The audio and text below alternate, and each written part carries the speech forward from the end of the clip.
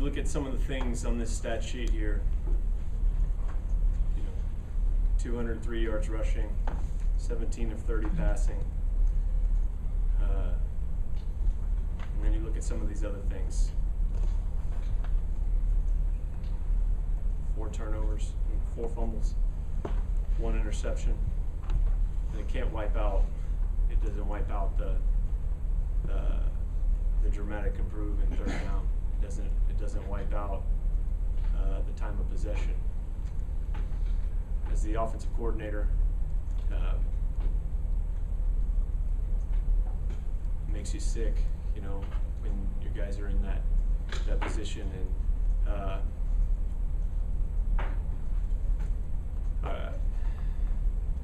we did some good things, but the bad things that we did dramatically outweighed all of the good things that we set out to accomplish and did accomplish. At times there was we moved the ball well.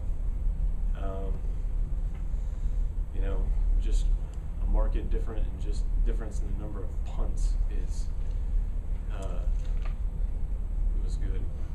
But you add the punts up, then you add the turnovers up, and what are you left with? And especially the turnover down in the red zone early in the game. The one late to put the defense in another bad spot. For our seniors, those are the guys that I feel for the most. The guys that are playing their hearts out. You look at some of the guys on the defensive side. You look at Darius Hamilton. You look at JPO. You look at some of the guys on our side. You look at Derek Nelson. You look at guys that are playing their hearts out, and something isn't right, obviously, in the ball security department, and it's preventing them from getting where they want to go. And that's hard to swallow. That's a really, really tough pill to swallow. And you can't go out there and carry the ball for them. You can't go out there and catch the ball or throw the ball for them. We got to do a better job. I have to do a better job of getting them the reps, more reps if need be, getting them the reps to put them in a position to be successful. You look at 385 yards and 5 turnovers. What happens if you don't? What happens if you don't? And that's I think the most painful part of this game. And my heart goes out to the seniors that are playing their tails off. I'm sorry to those guys, but you can't expect to win a game on the offensive side or the defensive side, and putting them in that position, and having it doesn't matter how many yards you have, how many trips to the red zone, how many passes you complete. It doesn't matter if you don't protect the ball. It's always going to come down to that. Drew, Chris just said that it's an open competition at quarterback. What are you going to be looking for, when you make that determination? I think the thing that we're always looking for, you get asked about, style. You get asked about qualities that he has. We're looking for production and leadership. And Gio came in and did a nice job in the second half. He had a good week of practice. He's a selfless, conscientious kid.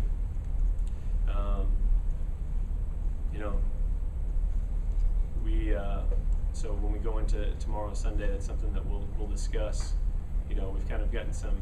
I don't know that Zach Allen's game reps last week were a fair assessment of his abilities, but it's going to be an open competition. He did some good things. He did some good things. But we'll see tomorrow when we talk. Drew, you mentioned the turnovers. Probably, I assume, just as tough to swallow as those 2 4th downs. What happened with snaps? What happened there? Got jumpy. On 4th down. And you look at you go our plan to win over here on the wall. Play great defense, score points. Good. Win the turnover and takeaway battle. Didn't do that. Okay. And then when it comes back down to it, red zone, 3rd down, and you can throw fourth down when you're going forward into that. Win critical situations. Got jumpy. I mean, it's the best that I can give you, other than going and spending time and delving into the psychological aspects of what goes on in the minds of the guys that were out there on that field. So obviously unacceptable. Drew, on the pick six, is that a bad read, or was it just a ball shouldn't have thrown? He made the right read. He was going the right place. Yeah, I don't know if you guys saw the ball was tipped. The ball was tipped by the defensive end. And the kid, to credit to the kid that picked it off at 24, I believe. I mean, he made a good play in man coverage. He fell off his man, and he made a play. And you know, that comes at a very unfortunate time. You know, and you look at what it did. I think to the score differential at that point. You know, is that no, it's not. You know, the kid made a good play. The ball was tipped. The defensive end, I'd argue the defensive end made that play. The 24, I think the kid that picked it off, capitalized on it, and that's what you got to do to win. So do you give you kind of a little bit of a break on that, the fact that maybe it was more of a good play by them than a bad play by him? I don't think that we'll ever give anybody a break on a turnover. You know, for any, obviously is that one a little bit out of his control? Yes and no, sure. But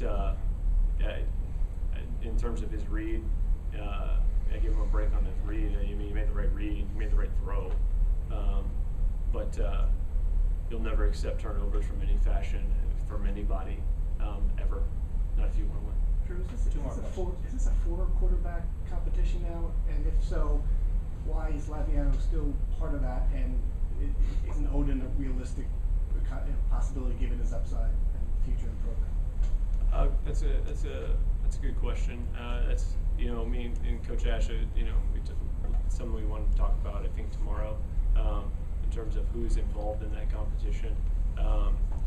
Obviously, everyone's does things a little bit differently. You mentioned Tylen. Tylen's got a lot of youth, and how much youth are you willing to go and play the rest of the Big Ten schedule with?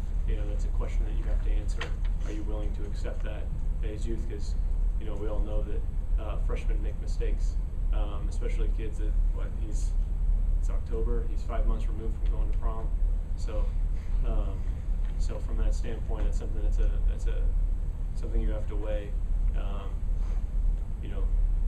From all those guys, what can they do? What can they give us the best chance to win? So, to answer that question, I don't know yet. I can tell you that probably later in the week. Can I play devil's advocate just to that Sure. answer for a minute?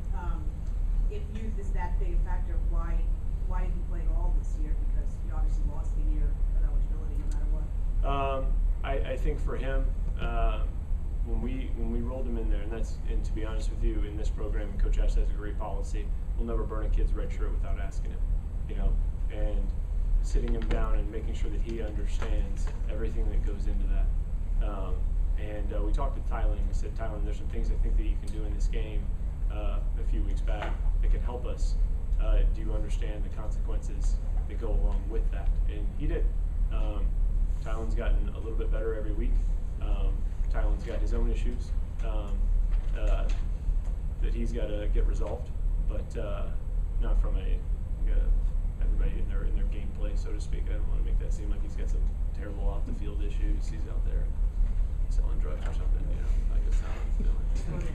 So he's a great kid, but in terms of the guy that's going to be in the huddle, on the sideline and motivating those guys. That's, I think, the biggest thing with the youth that you have to, and the experience, and has he seen enough, defense and stuff like that. And probably the follow-up question is like, can you manage that for him? And yes and no. Yes and no. You can, from a game plan, what you've seen on film, and make adjustments, but you're inevitably at some point going to face something that you haven't practiced, and that's when experience kicks in. Youth is probably going to be your limiting factor. Thanks. Thanks, guys. Sure.